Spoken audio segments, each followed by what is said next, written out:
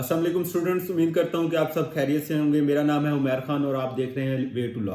आज की इस वीडियो में हम पिछली वीडियो में जैसे मैंने आपके साथ डिस्कस किया है कि आपने अपनी मंजिल का तयन करना है, क्योंकि ये आपके लिए टारगेट है। तो वो आपका टारगेट जो है वो लैब टेस्ट है। तो उसकी आज मैं सिलेबस डिस्कस करने वाला हूं कि उसके लिए सिलेबस क्या क्या है, क्या क्या चीज़ें हैं, किस किस चीज़ को, किस किस पोर्शन को आपने कवर करना है, अपनी प्रिपरेशन करनी है। तो उसमें सबसे पहला पोर्शन जो है वो है इंग्लिश का। ये है आपका 20 मार्क्स का है, 20 नंबर का होता है ये लैब टेस्ट में। तो इसमें क्या क्या चीज़ें होती हैं, इसमें यह है कि प्रिपोजिशन भी होती है, सिनोनियम्स, एंटोनियम्स और वर्ड्स, सिमिलर वर्ड भी होते हैं और टेंसेस भी होते हैं। ये 4-5 चीज़ें हैं, ये तमाम चीज़ें आपने कवर करनी है, क्योंकि बाज़ औक़ात जो है प्रीपोजिशन आ जाती है और उसके साथ सिनोनियम्स और एंटोनियम के साथ बना के वो दे देते हैं, लेकिन बाज़ औक़ात जो है वो सिमिलर वर्ड्स भी आ जाते हैं। एक टेस्ट में अगर नहीं होते या 1-2 टेस्ट में नहीं होते तो ये आ सकते हैं। और टेंसेस भी, टेंसेस पे आपने तवज्जो देनी है, क्योंकि ये है कि आपने इंटरमीडिएट किया हुआ है, इंटरमीडिएट में टेंसेस, इंटरमीडिएट तक आपके टेंसेस भी आने ज़रूरी होते हैं। तो ये आपका हो गया 20 मार्क्स का पोर्शन। तो फिर हम दूसरा जो है पोर्शन डिस्कस करने वाले हैं वो है जनरल नॉलेज का। अब ये जो पोर्शन है इसमें बाकी भी यूट्यूबर्स और बाकी मेरे जो भी टीचर्स हैं वो बताते हैं कि ये कर लें, ये कर लें तो आपका हो जाएगा, या ये 600 एमसीक्यूज कर लें तो इनमें से लैट का बन जाएगा। तो सॉरी टू से इसमें से नहीं बनेगा, हो सकता है कि 600 में से ना आए।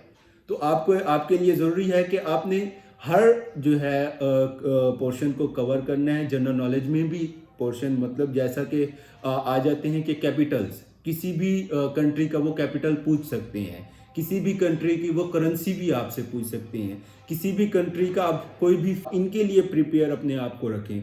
और इसके बाद जो थर्ड नंबर पे आएगा वो आता है पाक स्टडी।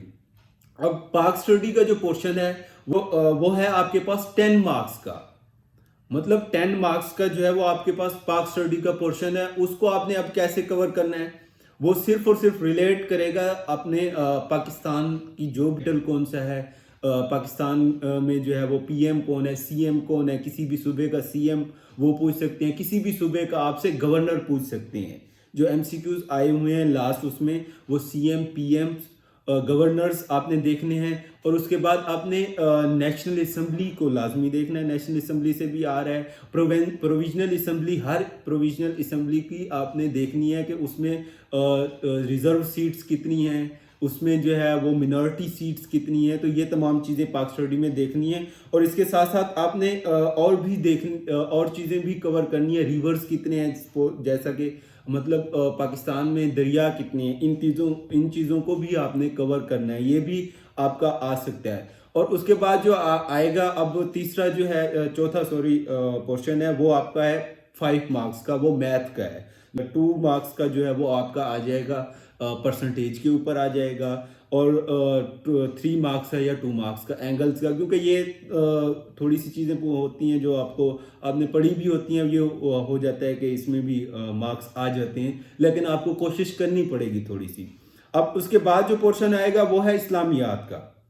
इस्लामियात का पोर्शन जो है उसमें आपसे जो है प्रॉफिट के बारे में, अकायद के बारे में और बाकी तमाम बाकी जो है कन्फ्लिक्ट, कितनी जंगें हुई हैं इस्लामी, वो आपको ये नहीं होता कि आप मतलब कोई फिगर्स याद कर लें, तारीखें याद कर लें तो आपका पेपर हो जाएगा। तो ऐसा नहीं है, आपने बाकी तमाम चीज़ें भी आपको देखनी पड़ेंगी।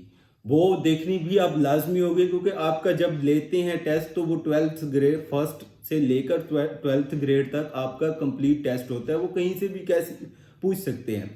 तो उसके बाद जो इस्लामियात के बाद आएगा आप उर्दू का, वो भी 10 मार्क्स का है। उसमें अब क्या आएंगे, अल्फाज मुतजाद भी आ सकते हैं, वाहिद जमा भी आ सकती है, मुज़क्कर मुअन्नस भी आ सकती है, इस्म और इसकी अक़साम, इस पे भी एमसीक्यूज आए हुए हैं। जैसे मसदर है, मसदर की अक़साम हो गई, ये भी। और अब जो नेक्स्ट मतलब इस पे पर्सनल स्टेटमेंट और ऐसे जो है वो 15 मार्क्स का है। और पर्सनल स्टेटमेंट जो है वो आपकी आ जाती है 10 मार्क्स की। इस पे मैं एक और भी वीडियो बनाऊंगा जिसमें मैं आपको प्रॉपर जो है बताऊंगा कि इनको लिखना कैसे है और इसमें मार्क्स कैसे लिए जा सकते हैं।